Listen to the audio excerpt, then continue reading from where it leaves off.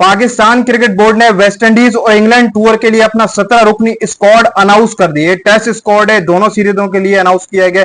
पहले पाकिस्तान वेस्टइंडीज जाएगी, फिर वहीं से ही पाकिस्तान इंग्लैंड जाएगी। पाकिस्तान ने अपने टेस्ट मैचेस खेलने, लेकिन जैसे मैंने आप सब लोगों को कल ही बताया था, परसों भी बताया था कि Babar Azam test captain announce होने वाले और पीसीबी प्रेस कॉन्फ्रेंस करेगा। कल की मैंने वीडियो के अंदर बता दिया, तो सेम वैसे ही हुआ है। पीसीबी ने आज प्रेस कॉन्फ्रेंस की है, मिसबा उल हक थे, इसी के साथ साथ आकिब जावेद भी थे।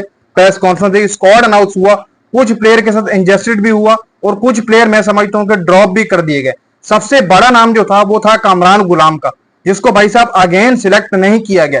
सऊद शकील, जिसकी आप कह सकते हैं कि रेड मार्क लगा हुआ है फिटनेस के ऊपर, उस बंदे को इन्होंने स्क्वाड के अंदर रख लिया।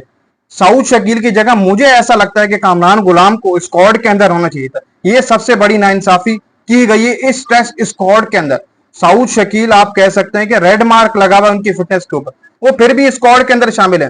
कामरान गुलाम, जिसके स्कोर्स भी हैं, जिसकी फिटनेस भी मुकम्मल है, वो ड्रॉप है।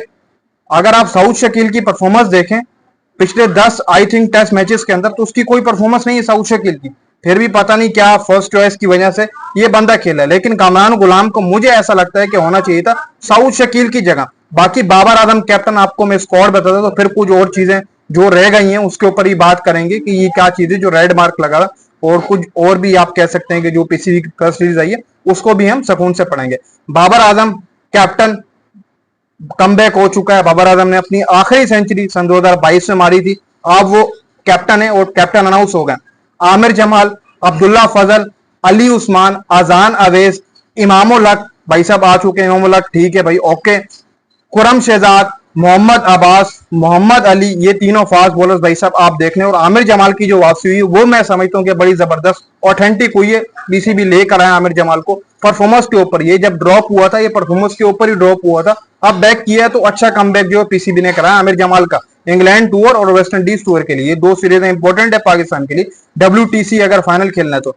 मोहम्मद रिजवान भाई साहब वो विकेट कीपर के तौर पर, मोहम्मद आवेज जफर, इनको भी स्क्वाड के अंदर शामिल किया गया। मोहम्मद गाजी गोरी दूसरे विकेट कीपर की चॉइस है। फर्स्ट चॉइस जो है वो मोहम्मद रिजवान ही है, मोहम्मद गाजी गोरी सेकंड विकेट कीपर की चॉइस है। साजिद खान को लेकर जा रहे हैं भाई साहब सलमान अली आगा।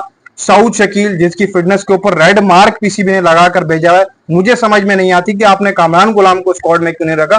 सऊद शकील को आप ड्रॉप कर देते भाई साहब, जब उसकी फिटनेस मुकम्मल नहीं है, ऊपर से परफॉर्मेंस भी नहीं है, फिर भी वो स्क्वाड के अंदर शामिल है। शान मसूद भी स्क्वाड के अंदर वो शामिल है। फिर उबैद शाह, ये पाकिस्तान का स्क्वाड है। और जो नीचे एक लाइन आ रही है वो भी मैं आपको बता देता हूँ कि ये फिटनेस के जो प्लेयर्स हैं, ये एक रेड मार्क जो दिया हुआ सऊद शकील का, और नीचे बताया दिया for England tour subject to fitness clearance. ये बताया हुआ है कि जो आपका टूर है उसके लिए एक आध जो प्लेयर है उनकी फिटनेस के ऊपर सवालिया निशान है। उनकी फिटनेस क्या पता अब तक ठीक हो जाए, वो मुकम्मल तौर पर फिट हो जाए। लेकिन बाबर आजम को जो कैप्टन अनाउंस किया गया वो पहले से ही मैंने आपको बता दी थी, कि कल ही मैंने आपको बताया था, परसों भी मैंने आपको बताया था कि बाबर आजम आ रहे हैं कैप्टन। मेरी वीडियो आपने देखी होगी, उसमें मैंने क्लियर कहा था कि पीसीबी प्रेस कॉन्फ्रेंस करेगा और बाबर आजम को कैप्टन अनाउंस कर देगा, और सेम वैसा ही हुआ।